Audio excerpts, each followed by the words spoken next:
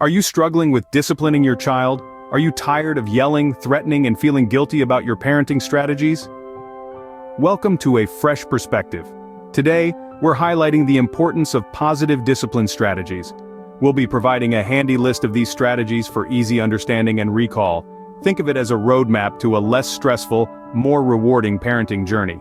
So, buckle up and get ready for some game-changing insights. Stay tuned to learn more about positive discipline strategies that can make parenting less stressful and more rewarding. The first strategy is to encourage positive behavior. This approach is more about catching your child doing something right and praising them for it. It's about recognizing their efforts, no matter how small, and acknowledging their good behavior. This reinforces their actions and motivates them to repeat such behavior. For example, if your child shares their toys without being asked, you might say, "I love how you shared your toys with your sister. That was very kind of you." This kind of specific praise helps them understand exactly what they did well and encourages them to do it again. By focusing on positive behavior, you're nurturing a positive environment where your child feels appreciated and valued. This approach not only boosts their self-esteem, but also fosters a sense of responsibility and empathy towards others.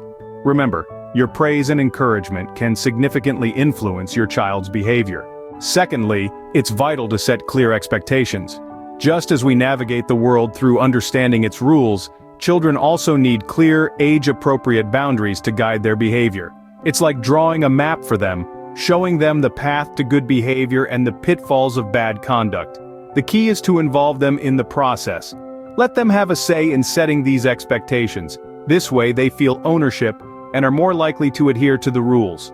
For instance, you might sit down together and decide on what constitutes respectful behavior at home or the appropriate amount of time for playing video games. Explain the reasons behind the rules. This isn't just about authority, it's about understanding.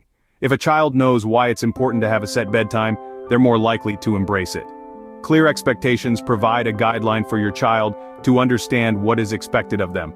And remember, clarity is kindness. It helps children feel secure and confident in their actions. The third strategy is the use of positive reinforcement. This strategy works wonders in encouraging desirable behaviors. It involves offering rewards, praise, and privileges as incentives for good conduct. Rewards don't necessarily mean material possessions. They can be as simple as a word of praise or a high five. Praise should be specific and immediate. Instead of just saying "good job," tell them why it was a good job. "I really liked how you shared your toys with your sister today. That was very kind." This way, your child knows exactly what they did right and feels motivated to do it again. Privileges, just like praise, should be related to the behavior. For example, if your child has been consistently doing their homework without being reminded, you could allow them some extra playtime. The key to remember here is that positive reinforcement is not about bribing. It's about recognizing and rewarding good behavior. Positive reinforcement motivates your child to repeat the good behavior. Fourth, model positive behavior for your child. Now, this is a step that's often overlooked, but it's incredibly significant in shaping your child's behavior. Children are like sponges, absorbing everything around them, and that includes your actions and reactions. So it's crucial that you demonstrate the behavior you expect from them. If you want them to use polite language, make sure you're using it yourself. If you're teaching them to manage their emotions calmly, let them see you doing the same in your daily interactions. And when it comes to conflict resolution, show them how it's done. Let them witness you resolving conflicts peacefully, with respect and understanding. You see, children often mirror the behaviors they see, especially those of their parents. So, be the example your child needs to see. Show them the right way to behave, not just through advice, but through your actions. Remember, your actions can teach your child more than your words. The fifth strategy is to provide choices. Choices can be a powerful tool in fostering a sense of autonomy and control in children.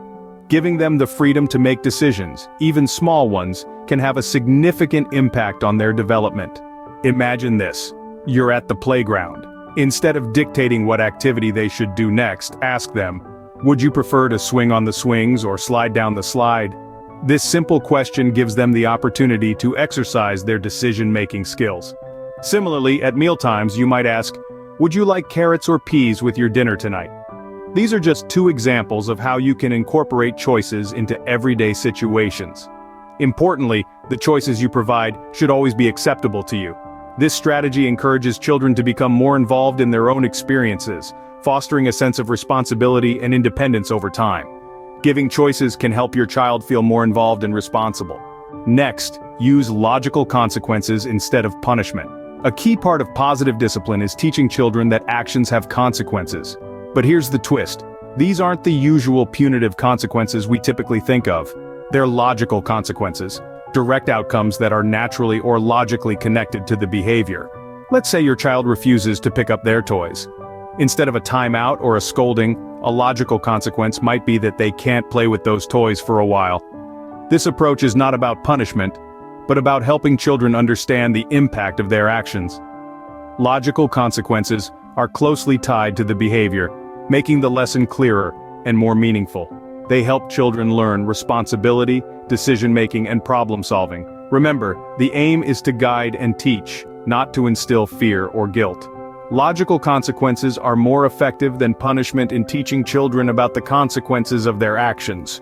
The seventh strategy is to practice positive communication. This strategy is all about maintaining a respectful and understanding dialogue with your child. It involves active listening, which means fully concentrating, understanding, responding, and then remembering what's being said. This shows your child that their words and feelings matter, fostering a sense of importance and self-esteem. Another crucial part of positive communication is the use of I statements. Instead of saying, "You're being too loud," try saying, "I'm finding it hard to concentrate with the loud noise." This approach expresses your feelings without blaming or shaming the child, promoting a more open and respectful conversation. Remember, our tone of voice, body language, and even silence can speak volumes. So let's strive to communicate in a way that is positive and respectful, even when we're correcting behavior. Positive communication fosters a respectful and understanding relationship with your child. Lastly, teach your child problem-solving skills. This is a crucial part of positive discipline as it empowers children to become independent thinkers and decision-makers. We're not talking about solving complex mathematical equations here, but rather, simple everyday problems that they might encounter. Start by encouraging your child to identify the problem. This might sound simple, but it's a crucial first step. Once they've identified the problem, help them brainstorm multiple solutions.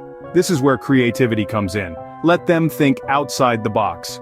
There's no one-size-fits-all solution for every problem. After they've come up with a few solutions, have them weigh the pros and cons of each. This helps them understand that every decision has consequences. Finally, let them choose the solution that they think is best and guide them as they implement it. Remember, the goal isn't to solve the problem for them, but to guide them as they learn to solve problems themselves. Problem-solving skills are vital for your child's emotional and social development. In conclusion, positive discipline focuses on teaching rather than punishing. It's about fostering a healthy relationship between you and your child, one built on respect and understanding. Encouraging positive behavior, setting clear expectations, and providing positive reinforcement are all part of this approach.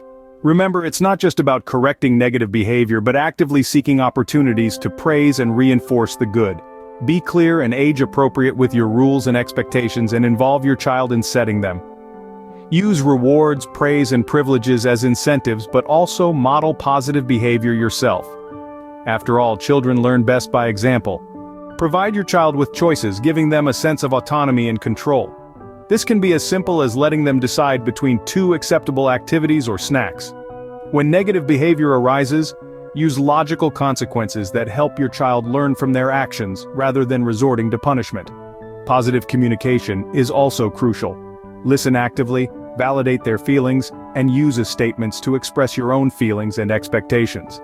In moments of conflict, help your child develop problem-solving skills by encouraging them to brainstorm solutions. And above all, be consistent. Consistency in enforcing rules and consequences helps your child understand and anticipate the outcomes of their behavior. Remember, patience, empathy, and consistency are key in implementing these strategies. Thank you for tuning in. Don't forget to like, share, and subscribe for more valuable insights and content.